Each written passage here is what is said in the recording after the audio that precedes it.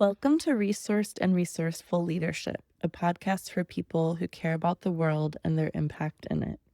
I'm your host, Dr. Christine Pettit, and I'm so happy that you're listening in today. Thank you for that.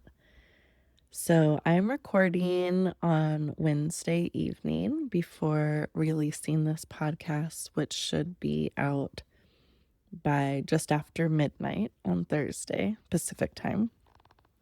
And normally I am in my office. I have a studio in the backyard where I record. Studio makes it sound more fancy than it is, but it's a separate office in the backyard. That was a COVID era creation. So normally I'm there, but I'm actually on my couch this evening recording after what feels like a very long week. And it is Wednesday, so I guess we're over the hump now, Thursday, by the time you're listening to this, or later if you're getting around to it later. But for me, it has felt like a very long week, a very productive week from Monday on. And I put Ellie to bed this evening, fell asleep for a little bit, and I'm tired. Today, normally I would have worked on this podcast episode a little bit earlier, or maybe even earlier than today, but at the very latest, I would have worked on it during the Everyday Artist.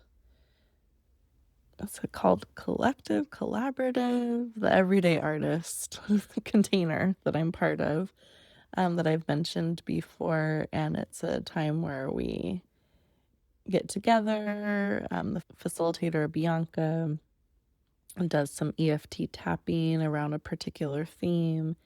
And then we have some time where we each go off and work on our creative projects. It's over Zoom. And then come back and share how it went. And this was the first week that instead of really protecting that time for my creative projects, which has mainly been the podcast, this is the first time where I didn't protect it, and I was working on data coding for a survey that I did for a strategic planning process that I am leading.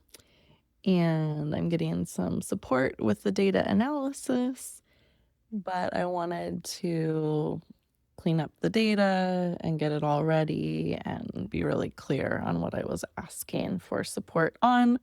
So I did that during my creative time, which, yeah, like definitely data analysis can be creative, but it was coding. It's interesting. It's like a different kind of flow that I appreciate getting into sometimes.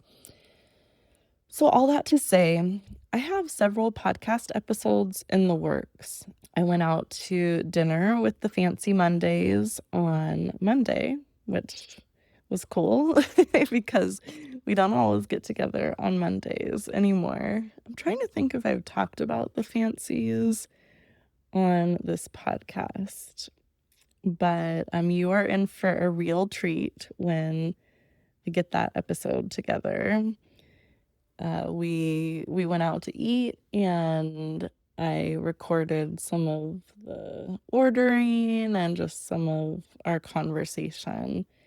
And so that will be another fun friendship episode.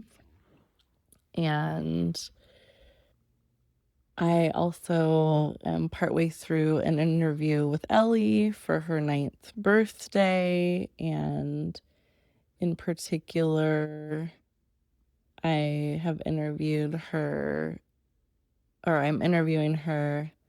I thought it would be fun, so For those who might be newer to the show, you can check out the dedication episode. Ellie is my daughter. She just turned 9, and one of the things that was cool to see her do this year is she's wanted to be on leadership for her school for a number of years. And when I interviewed her, she said since kindergarten. I think second grade was the first time she had the opportunity to go up for it. And then she went through kind of 2 cycles of trying to get on leadership and then was selected for leadership this year. So I was really proud of her because she put a lot of thought into her application, and she had to work hard to write out the answers to her questions. And so it's been cool seeing her to be part of leadership. So I wanted to just check in with her and see kind of what that meant to her, since this is the Resourced and Resourceful Leadership podcast. So we started that interview tonight, but we were doing it. We went to grab dinner after her volleyball practice. So we were just recording on my phone.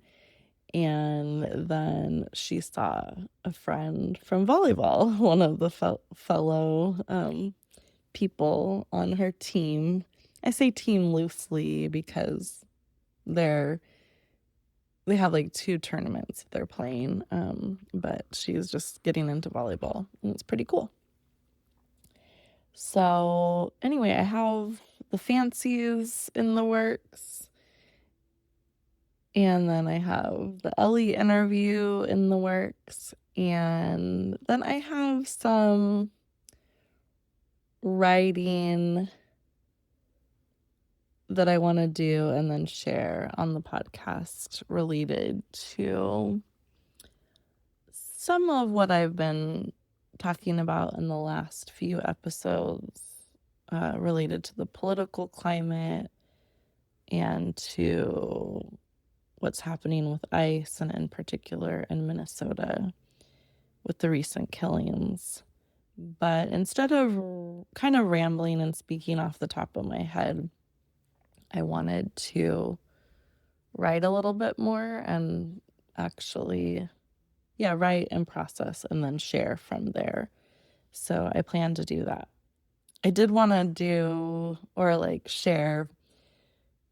I was thinking about earlier doing like a bonus episode where I just shared that I realized in my last episode, or maybe it was the one before that, where I was talking about how people were grappling with or divided over this as an issue of legality versus morality, particularly as people were viewing the shooting of Renee Good.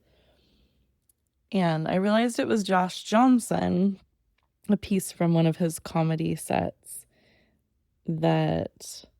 where he was talking about that. So Josh Johnson, I'm curious if there's any fans out there who are listening, let me know. But he is a comedian who is just really smart and a good storyteller, and also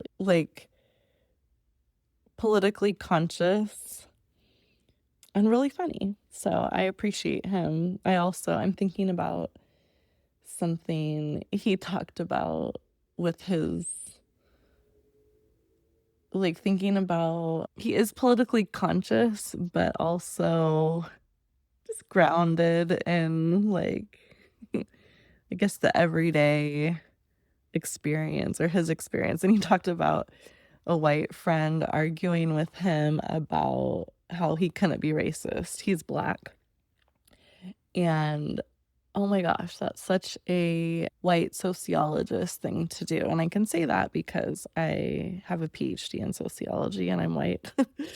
But I was thinking about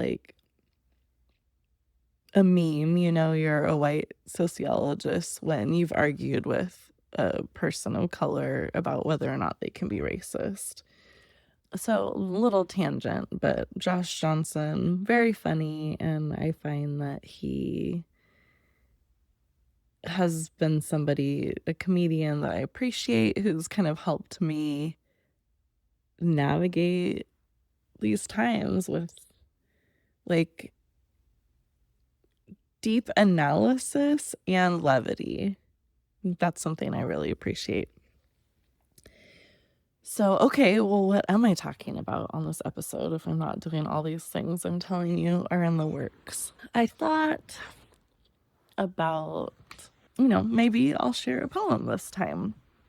And I wasn't really sure what I wanted to share, but then when I woke up from my little nap of putting Ellie to bed, I suddenly had a poem pop into my mind that I came across in high school and memorized in high school.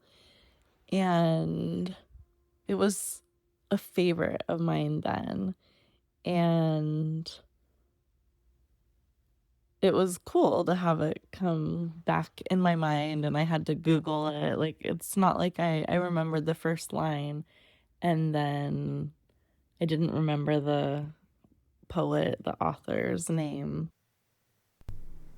Oh my gosh, I just recorded for like, I don't know how long, maybe 10 minutes, and I wasn't recording. So here we go. I moved into my office after all of that because Renee just got home from visiting his mom. She was in the hospital and is now back at home. And so now I've relocated back into my office to finish up this episode. And I had read some poems and talked about them. And now I'm just going to do it all over again and we'll see.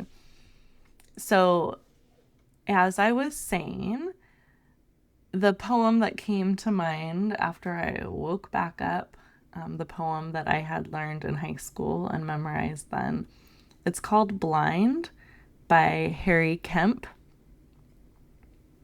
And I'll read it now. The spring blew trumpets of color. Her green sang in my brain. I heard a blind man groping, tap, tap with his cane. I pitied him in his blindness, but can I boast I see? Perhaps there walks a spirit close by who pities me. A spirit who hears me tapping, the five-sensed cane of mind, amid such unguessed glories that I am worse than blind. I feel like reading that one more time. The spring blew trumpets of color, her green sang in my brain. I heard a blind man groping, tap, tap with his cane. I pitied him in his blindness, but can I boast I see? Perhaps there walks a spirit close by who pities me, a spirit who hears me tapping the five-sensed cane of mind amid such unguessed glories that I am worse than blind. That poem stood out to me in high school, and still almost 30 years later, or probably over 30 years later from when I stumbled upon it, it resonates in some ways. I don't feel compelled to analyze it in any specific way other than to say there's this piece of it, this kind of inherent ableism of, assumption or like putting on somebody with a disability what is missing there. And I liked that the author looks beyond the five senses and thinks about where he may be limited. And this poem is from 1919. I found another version with two slight differences that was published in 1920 as well. But I had never really learned about the author, and so I wanted to dig up a little bit of information. I'm always a little wary of sharing 100-year-old poetry. Like, who was this person? And I don't really know, but for better or worse, this poem has stuck with me, and this poet seems like he was quite a character. And there's a little write-up about the inspiration for this poem. I believe it was Charlie Noble who wrote this. His poem, which he, Kemp, likes best, Blind, commonly called The Blind Man, was one of his earliest, written before World War I, when he was in London. It was a result of an absinthe spree, he says. He had a studio in the Cumberland Market district and woke up this morning with a terrific hangover. As he put a hand on his head, he heard a tap-tap from the sidewalk below. This sound he had heard on other mornings, too, and had wondered what it was. But this morning he was so exasperated with his headache, he went to the window and looked down. I saw a man, a blind man, impeccably dressed, with a cane, tapping his way along, he says. It was then that I had an inspiration. Was I not blinder than the blind man, going on such sprees? And forgetting his headache, he sat down and wrote. I like that. And I Googled a little bit more about Harry Kemp, and I found out that he billed himself as the vagabond poet or the hobo poet or tramp poet, to use the language of the time for someone who was moving around a lot, riding the rails.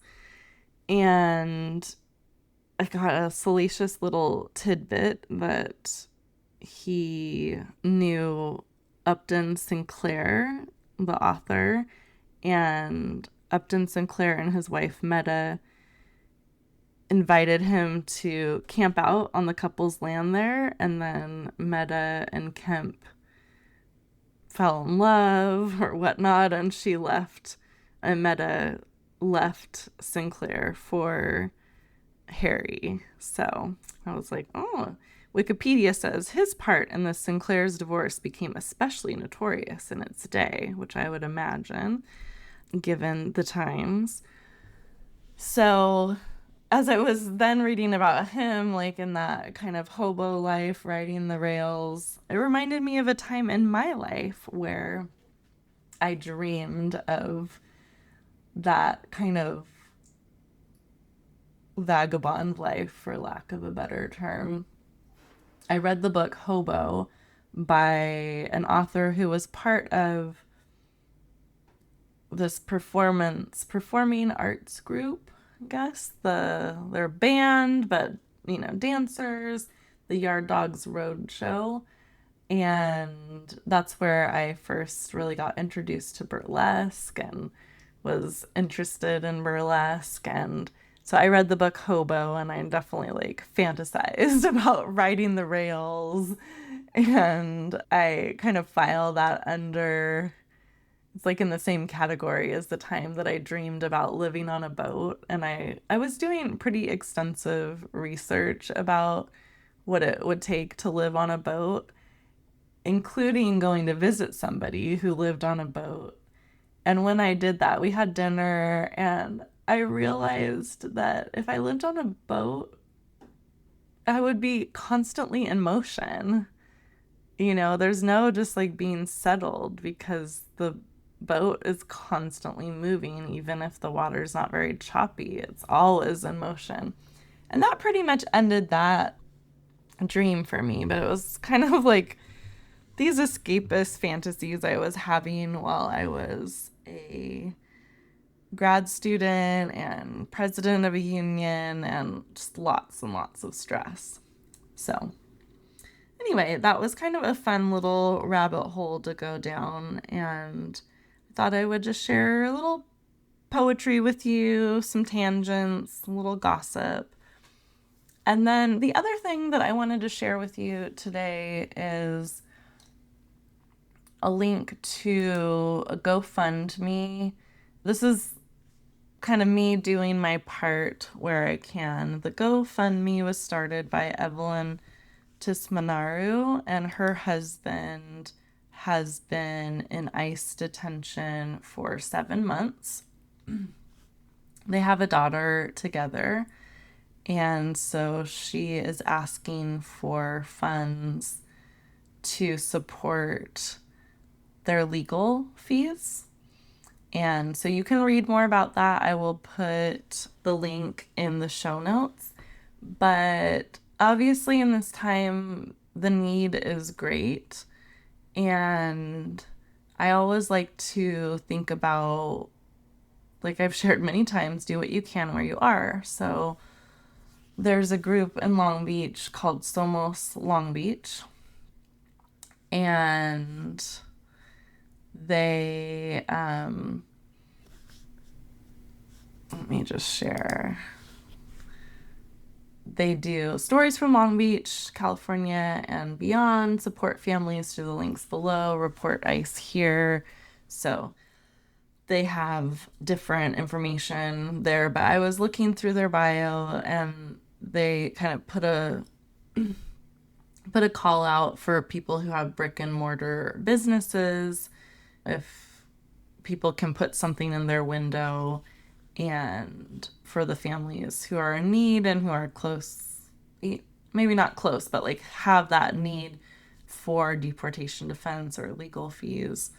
And so I wrote to them and said, I don't have a brick and mortar, but I do have an email list. I have a podcast, so I could at least get the word out. So I will share that GoFundMe link, but let's get some support. Let's rally some support for this family here. And yeah, I think I've shared with you, there's a lot to come. There's a lot in the works, but I just want to say thank you for those of you who are here kind of along for the ride or riding with me. And even if I tried to make a perfect podcast, it wouldn't be perfect. But this is intentionally imperfect. It's intentionally about, just sharing and letting it be what it is. And some episodes are obviously some are more scripted. The last several have been more winding narratives or what's on my mind. And then there's the interviews. But yeah, I have some fun things coming up for you. The Fancies, interview with Ellie, some more kind of not scripted, but I do plan to do some more intentional writing, and we'll share that related to how I'm making sense of some of what is happening in our world politically and with ICE and humanity. Sorry. So there's some more there that I want to share. And I'll have some more interviews coming up too that I'm really excited about. But anyway, I just really want to thank you for being part of the journey. And thanks also for being in conversation with me about the podcast. I got a text from our listener and my friend Miles today that just said, OMG, talk good is so much better than talk well. Seriously, haha. So I appreciated that. I also talked with trainer Emily today after she was done kicking my butt. And she let me know how much she appreciated the interview with Janine, and she just gave me props for the way that I facilitated that conversation and interview and created a safe space for Janine to share. And she pointed to the moment where Janine was sharing so much of what had happened to her and just kind of plowing through the story. And I just paused and said, hey, let's just stop here for a moment and acknowledge that this is a lot. You've been through a lot. So Emily said she really appreciated that moment. And yeah, it was nice just to hear her reflections and that feedback as well. And it actually led to a conversation about I think how I think about people's stories and sharing stories, a lot of it is informed by my work in nonprofits that goes away from kind of the standard in nonprofit storytelling, which has been like, I'm going to showcase this person at the worst moment of their life. And then usually there's like also this story of like, they were terrible, then they met us, and then it's awesome, and we're like the savior, and they don't really have agency. And so that's why you should support us.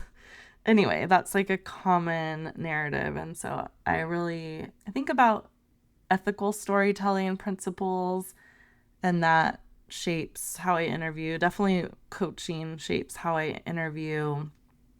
And then also when it comes to sharing personal stories and trauma, I think about how people can be re-traumatized by sharing their story over and over, or like how it can take you back to a place. And so I really want to be mindful of those possibilities in my conversations with people, and really to make sure that people are at choice.